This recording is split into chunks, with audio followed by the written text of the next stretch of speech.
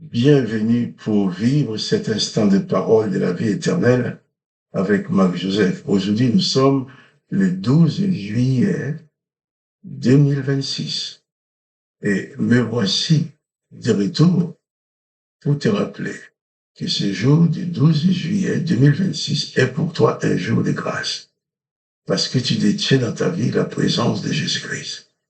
Il est important pour toi de prendre conscience chaque instant avec la présence de Jésus-Christ en toi.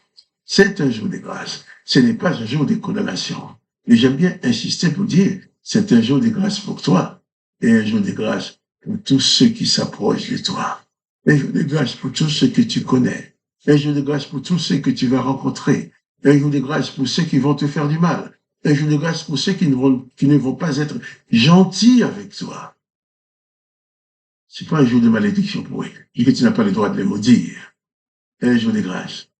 Un jour, tu vas demeurer dans la grâce, dans le pardon, et un jour que tu vas utiliser aussi, exercer le pouvoir du pardon que Jésus-Christ a mis en toi. Parce que là, il était dit au peuple, au milieu duquel vivait Jésus, là où il leur était dit qu'il faut lapider le pécheur, qu'il faut tuer le pécheur, Jésus-Christ lui dit qu'il faut pardonner aux pécheurs. Là où il était dit qu'il faut exclure les pécheurs de la société. Il faut les tuer en public à coups de pierre, il faut les lapider. Jésus dit que si le pécheur vient à lui, il sera pardonné au point qu'il même en mourra sur la croix. Le brigand, qui était un criminel, quand il a dit à Jésus, souviens-toi de moi, Jésus lui a dit, aujourd'hui même, tu seras avec moi dans le paradis. Donc, je persiste à dire, un jour de grâce pour toi, un jour de grâce pour les autres. Et nous allons revenir sur notre texte d'hier, dans Luc chapitre 9, verset 51, lorsque Jésus avait envoyé Jacques et Jean devant lui pour lui préparer un logement dans un bourg samaritain. Et les Samaritains ont refusé de recevoir Jésus. Nous avons vu hier que Jacques et Jean s'étaient sentis investis d'un pouvoir de commander que le feu descende du ciel et consumait les Samaritains. Seigneur, disait-il, veux-tu que nous commandions que le feu descende du ciel et les consumait? Jésus se tourna vers eux, les réprimanda en disant, vous ne savez pas de quel esprit vous êtes animés. Car le Fils de l'homme est venu non pour perdre les âmes des hommes, mais pour les sauver. Et ils allèrent dans un autre pays. Il y a une chose importante. Jacques et Jean étaient animés de l'esprit du mal, animés de l'esprit qui découlait des ordonnances de l'Éternel qui demandaient qu'il fallait tuer les pécheurs. Et quand Jésus leur a dit non, qu'il ne faut pas faire ça, Jacques et Jean auraient pu dire à Jésus, mais Seigneur, le prophète Élie l'a bien fait. Nous t'avons vu en conférence, oui, nous t'avons vu en conférence avec Moïse et Élie sur la montagne. Mais tu étais avec eux, tu connais Élie. Élie l'a fait, mais toi tu peux le faire aussi. Et Jésus continuerait à leur dire, vous ne savez pas de quel esprit vous êtes animés. L'esprit qui animait Élie le poussait à lui donner le pouvoir, le poussait à faire cela. Et c'est cet esprit qui vous anime. Mais l'esprit qui m'anime, moi, Jésus, et l'esprit que je veux que tu sois, l'esprit duquel je veux que tu sois animé, que vous soyez animé, ne doit pas vous permettre de faire ça. Car moi, Jésus, je ne suis pas venu pour détruire les âmes des hommes, mais pour les sauver. Jésus pouvait leur dire, oui, souviens-toi, tu dis bien que, oui, vous étiez là, souvenez-vous, vous étiez là lorsque Moïse était avec, Élie était avec moi en train de parler. Mais souvenez-vous ce que vous avez entendu. Dieu le Père les a fait disparaître. Et la voix du Dieu le Père vous a bien dit de ne plus les écouter. J'étais seul. Quand la voix a dit, celui-ci est mon fils bien-aimé, écoutez-le. Jésus pouvait leur dire tout ça. dans sa réprimande. Car il voulait continuer à imiter Élie, tandis que la voix leur avait dit sur la montagne de la transfiguration de ne plus écouter Élie. Celui-ci est mon fils bien-aimé, écoutez-le. De ne plus écouter Moïse, de ne plus écouter Élie. Et là, d'un coup, il voulait agir comme Élie. Mais il demande à Jésus, il demande à Jésus, veux-tu que nous fassions cela? Ils ont quand même demandé au maître. S'ils n'avaient pas demandé au maître, ils auraient pu commettre cette horreur qui n'a aucun rapport avec Jésus-Christ. Peut-être toi aussi, tu vas trouver des circonstances où si tu ne fais pas attention, la colère va monter dans ta tête, l'indignation.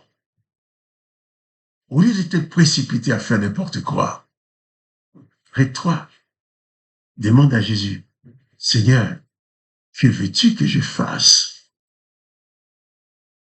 Dans les circonstances douloureuses, quand tu sens ton corps commence à vouloir te dépasser, pose la question à Jésus, Seigneur, que veux-tu que je fasse?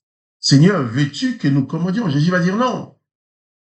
Si tu poses la question à Jésus aussi, que veux-tu que je fasse dans la situation, dans ma situation? Mais tu auras certainement la réponse de Jésus, qui va dire qu'il faut faire au moins ce qu'il ne faut pas faire. Parce que là, Jésus leur a dit ce qu'il ne fallait pas faire. Veux-tu que nous fassions? Non, Jésus dit non. Ça ne fait pas partie de ma mission. À chaque circonstance dans ta vie, quand tu sens que tu risques de perdre le contrôle, pose cette question dans ton âme, dans ta tête. Si Jésus-Christ avait été à ma place, comment aurait-il agi? Pour avoir lu les instructions, les enseignements de Jésus-Christ dans l'Évangile, tu sauras tout de suite comment Jésus aurait agi. Alors tu deviendras imitateur de Jésus-Christ pour agir comme lui. Car il y a que gens là, il était tellement emporté, indigné, que quelqu'un refuse de recevoir Jésus. L'homme providentiel, cet homme qui a fait des choses que personne n'a jamais fait en Israël, cet homme qui nous aime au-delà de toute limite. Vous ne voulez pas le recevoir, alors je vais vous détruire. Mais veux-tu que nous commandions les destructions? Vous ne savez pas de quel esprit vous êtes animé, dit Jésus. À chaque instant de ta vie, à chaque circonstance, dans ta journée, face aux gens de ta famille, aux étrangers, face à ceux qui vont t'offenser, demande à Jésus comment tu dois agir. Et fais en sorte d'agir toujours selon les ordonnances de Jésus. Tu es disciple de Jésus-Christ. Tu as pour mission d'être un imitateur du Maître. Tâche de ne jamais faire quelque chose que Jésus-Christ n'aurait pas fait à ta place. C'est ça un disciple. Les disciples regardent comment fait le Maître et en imitation, il fait la même chose que le Maître. Jésus leur dit, vous ne savez pas de quel esprit vous êtes animés. Toi, mon frère, ma soeur, qui crois en Jésus-Christ. Il faut que tu sois toujours conscient d'être animé de l'esprit de Jésus-Christ.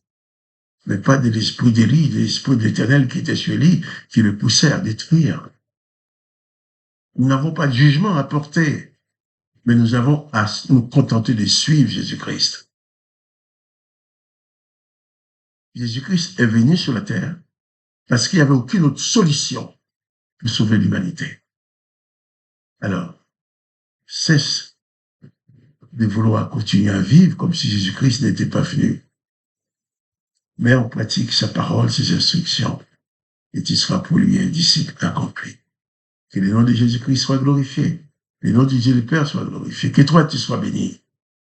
Et quant à moi, Marc Joseph, je te redis encore, à demain, pour les paroles de la vie éternelle. Car autant que ma bouche peut encore parler, je reviendrai te rappeler cela. Chaque jour avec Jésus-Christ, c'est un jour de grâce, c'est pas un jour de condamnation. Et je te dis, à demain. pour les paroles de la vie éternelle.